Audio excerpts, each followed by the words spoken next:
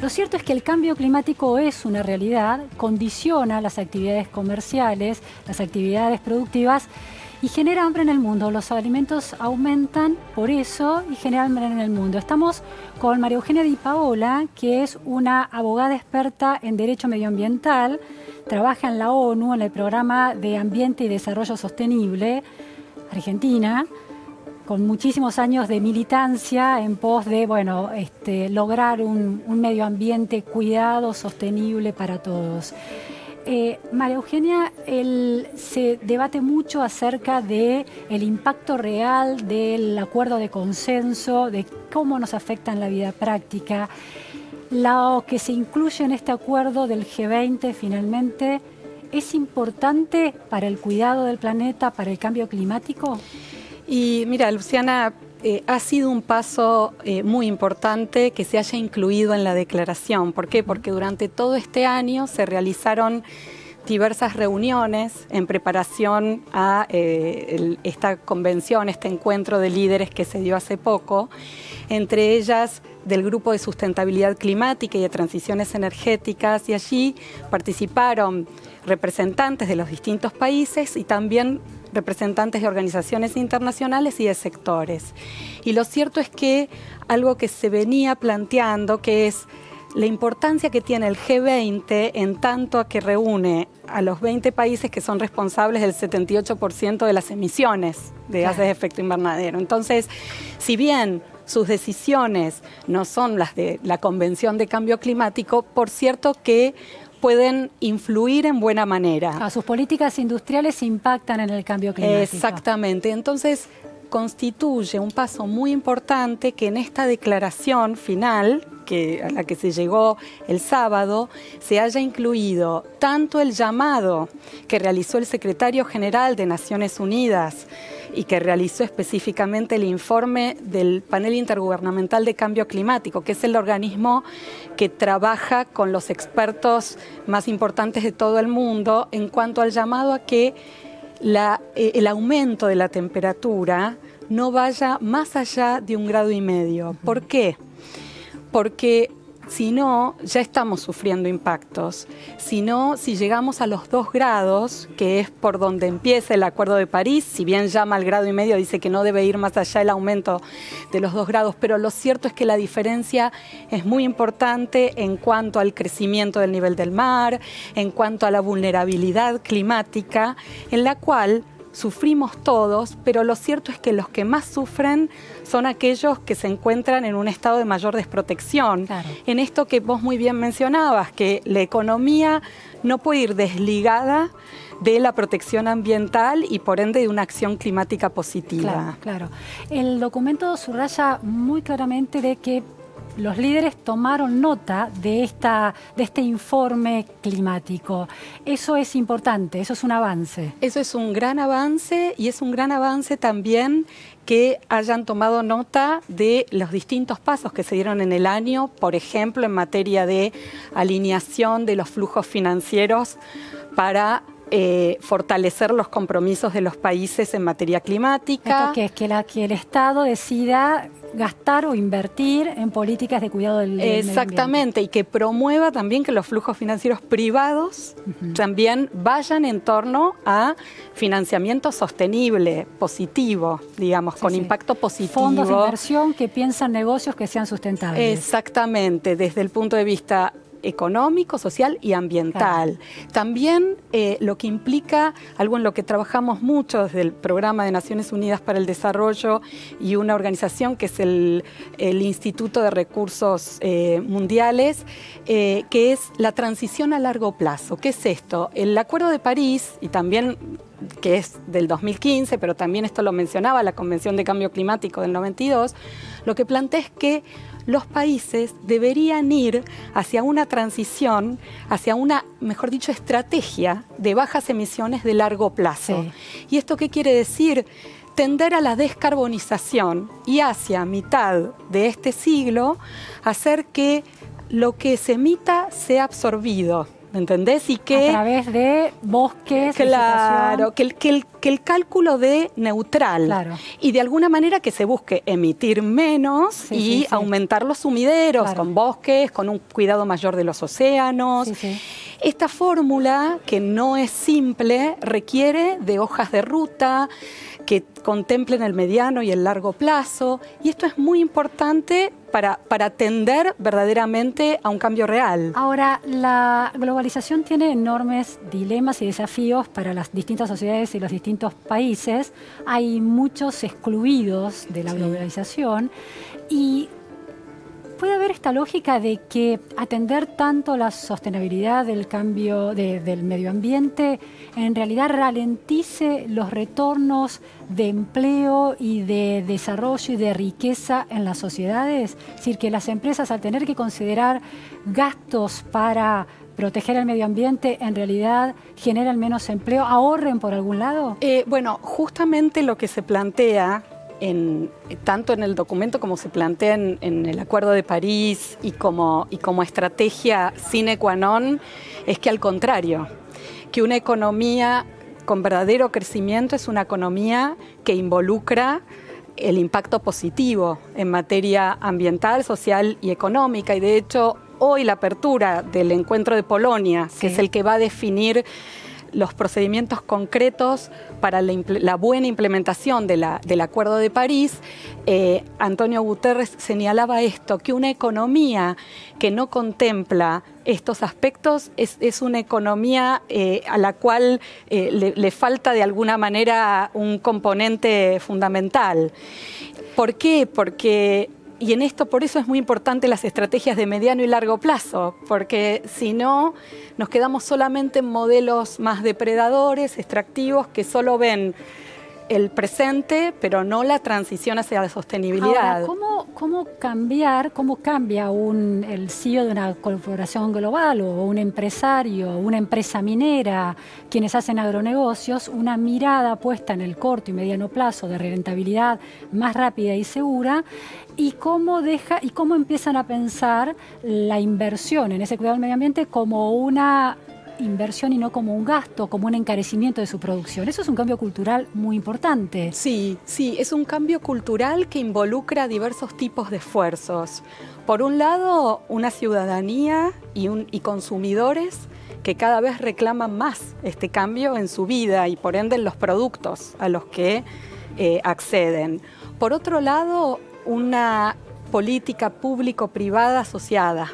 Sí. Y en este sentido, por algo, el subsidio a los combustibles fósiles ha sido muy criticado, claro, y ha sido puesto como uno de los temas a trabajar por parte del secretario general y también en preparación a la conferencia, tanto en el ámbito del G20 como también en preparación a la conferencia de Katowice. Pero lo cierto, en esto que quiero decir, hay una combinación de esfuerzos que tienen que ver con qué pide la ciudadanía, qué pide el consumidor y la diferencia positiva, el valor agregado del productor o del empresario. Y cada vez más hay un convencimiento que de alguna manera está pivoteado por este cambio cultural, pero también por una conveniencia económica, claro, en el mediano y el largo plazo. Cuidar los suelos y producirlos de manera sostenible permite sostener un negocio con muchísimo futuro, digamos. Exactamente, claro, porque el impacto negativo de una mala política ambiental, de una mala política climática, es en las personas,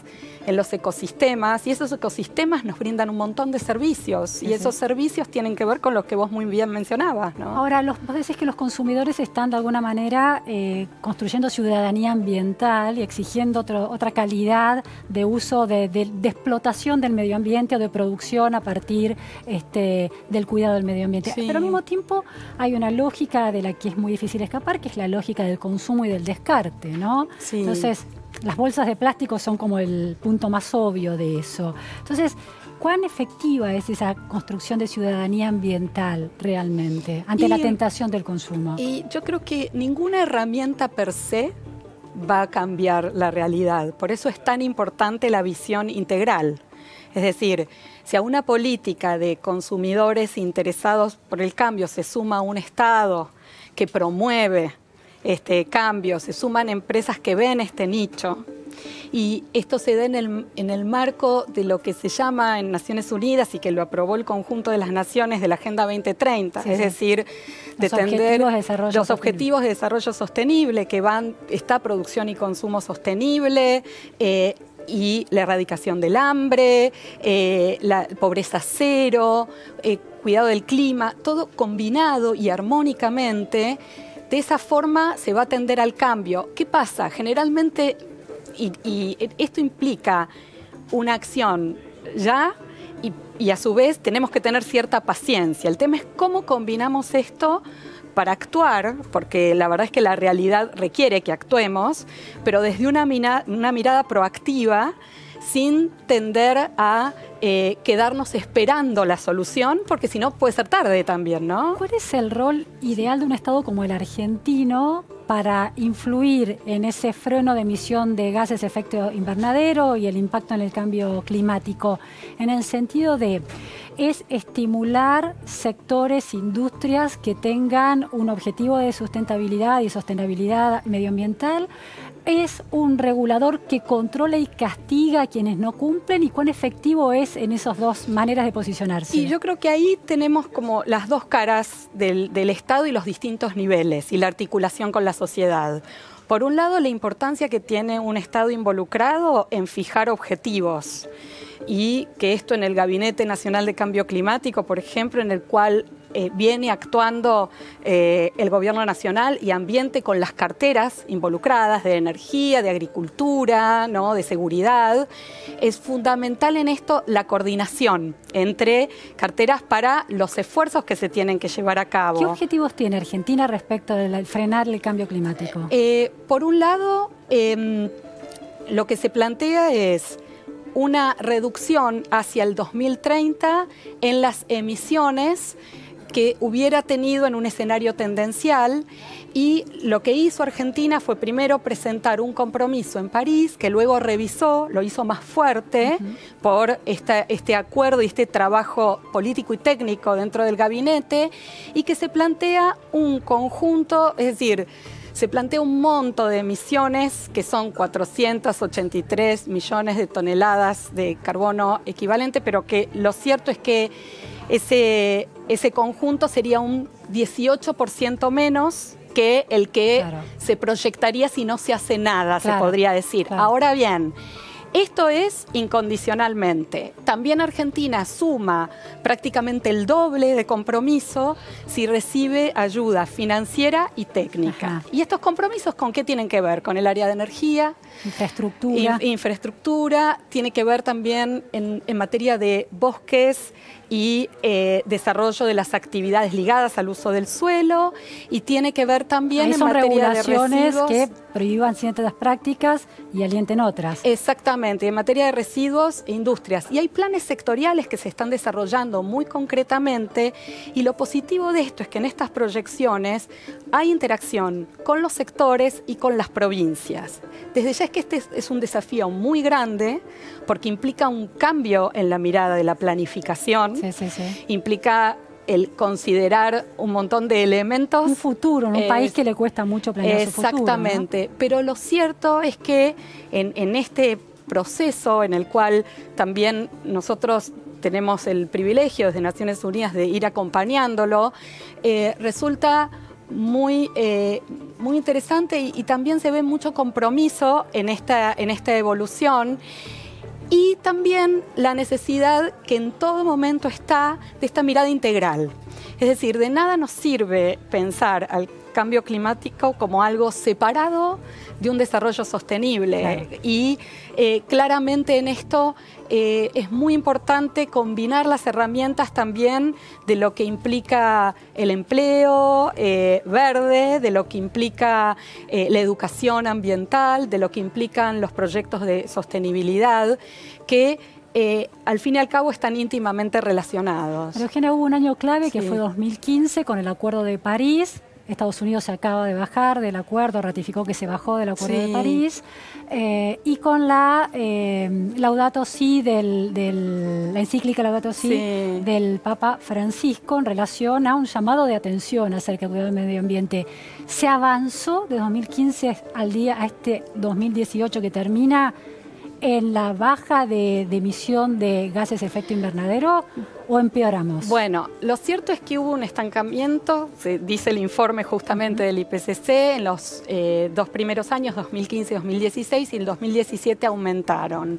Y entonces hay mucha preocupación al respecto y por eso también la reacción muy marcada de este informe y la preparación ahora para que se le pide a los países, al conjunto, ¿no?, que quintupliquen esfuerzos para que la temperatura no aumente más del 1,5 grados. Pero lo cierto es que esta sería la parte desafiante y el vaso vacío de alguna manera. Pero la parte del vaso lleno, que es importante destacar, es todo lo que se está construyendo y el llamado también intersectorial. ¿Qué es lo que ocurrió?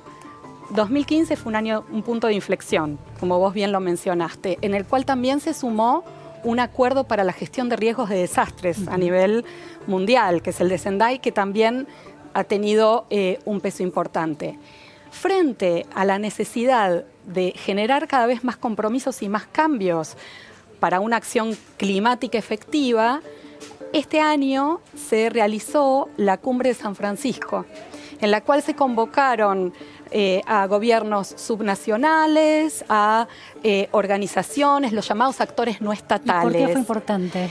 Y fue importante porque, por un lado, porque aún con la decisión de Trump de salir del Acuerdo de París, hay estados muy fuertes en Estados Unidos que claramente han renovado y redoblado su compromiso por la acción climática, como California, noticia, claro. La decisión federal, claro. Exactamente. Por otro lado, porque organizaciones de distinto tipo, no gubernamentales, académicas, basadas en la fe, en vinculación también a lo que mencionabas de Laudato, plantearon allí compromisos concretos y estos compromisos se van a contabilizar y a seguir. ¿Y qué es lo que plantea justamente en este sentido el informe del IPCC? La importancia que esta contabilidad de actores subnacionales y no estatales se profundice, se realice bien para poder verdaderamente efectuar un análisis y una métrica. Sí, y un impacto más exponencial. Exactamente. Bueno, muchísimas gracias. Vamos entendiendo en detalle. En un país que vive del cortísimo plazo y de la urgencia, la verdad que el cambio climático y sus metas a futuro desconciertan, pero parecen claves para todos, para nosotros y nuestros hijos, así que te agradezco estas precisiones. Por favor, muchísimas gracias a vos.